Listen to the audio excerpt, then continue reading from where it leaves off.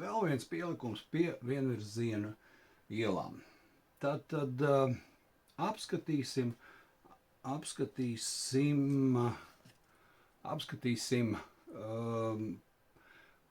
tātad mazās krasta un Toma ielas krustojumu.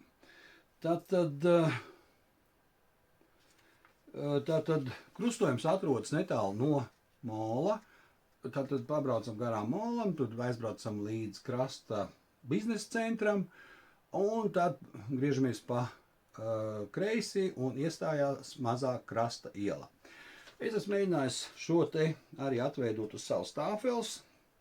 Tātad nobraucot garām, veicot šo te kreiso pagriezienu, vai ja mēs braucam no, kas tur ir sporta manēžas puses, tad mēs braucam taisni un priekšā redzam šo te zīmi.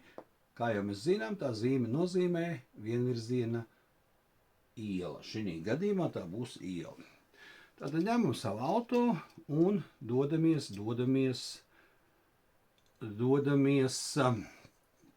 pa mazo krasta ielu.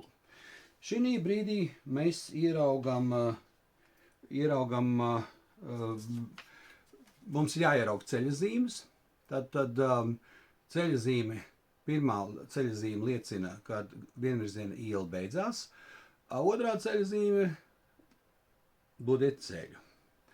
Tātad tas te arī uz ekrāna, tas ir uz stāvfels, un mēs tuvojamies šim te krustojumam. Ja mums šeit ir forši, ka mums ir vēlreiz zīme vienvirziena ceļa beigas, tātad mēs zinām, ka šī iela beidzās, ka abas joslas ir vienā virzienā. Tātad kreisais pagrieziens. Kas mums ir jādara? Mums jāieņem kreisais malējais stāvoklis. Tātad, kas mums ir jādara? Mums šeit aiz sarkanās mašīnas šī gadījumā ir jāpārbrauc uz kreiso malējo joslu, bet kreisā malējā josla neturpinās šeit. Kreisā malējā josla mums ir jābrauc apmēram šādi. Mums ir jāiedomājas, ka šķērsojamās brauktuves mala, šeit mums ir kaut kur vēl, šeit mums ir stāvvieta, laukums, kas mums visu to prātu nojauc, jo šeit līnijas nekādas nav savilktas, mums ir jāsaprot, ka tā iela aiziet šādi. Ja? Un tātad šķērsojamās brauktuves malas, nezinu, kā man izdevās, ja es cenšos nolikt, būtu šeit apmēram. Ja? Tad braucam līdz šķērsojamās brauktuves malām un iespēja robežās braucam nedaudz pa labi. Kāpēc nedaudz pa labi?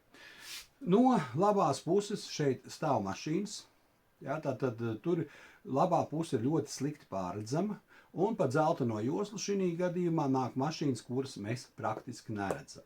Ja mēs braucam slīpi, tā kā ļoti daudz to dara, šādi mazliet, tad šī vietā mums jau vadītāja šī te vieta, kur ir vadītājs, ir ļoti slikti, no vadītāja vietas ļoti slikti pārredzama labā puse. Mēs bāžam degunu priekšējā stiklā, mēģinam dažādi tur kaut ko galvu mežģīt un grozīt, un mums ir problēmas. Ja? Mums vēl jāpaspēj paskatīties uz šo pusi, vai šeit kāds auto nenāk.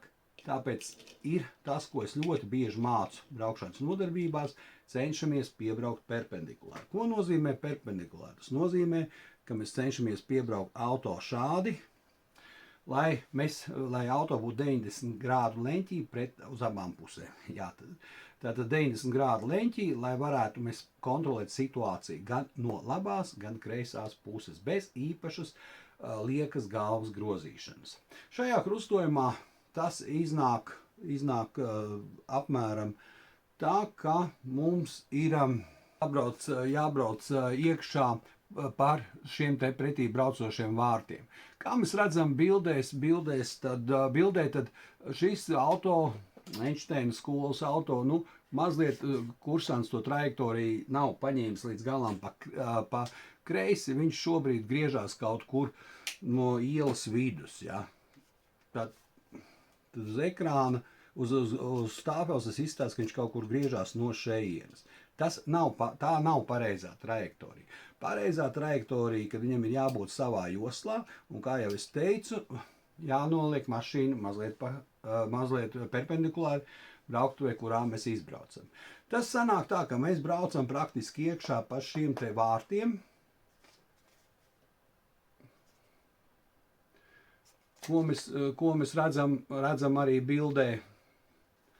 Ja, un braucam uz vārtu pusi, perpendikulāri šeit vēlreiz pārliecinamies, ka no labās puses nav mašīna, mēs perfekti redzam šo te situāciju, un tad griežamies pa kreisi.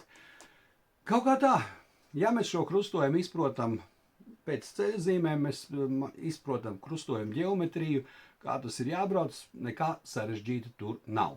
Tātad pamats ir tas kreisais pagrieziens, kreisais malējais stāvoklis, un kreisais malējais stāvoklis ir šeit, ja, ideālā variantā šeit, šādi perpendikulāri, ja, un kreisais malējais stāvoklis šādi, nu, nav īsti korekts.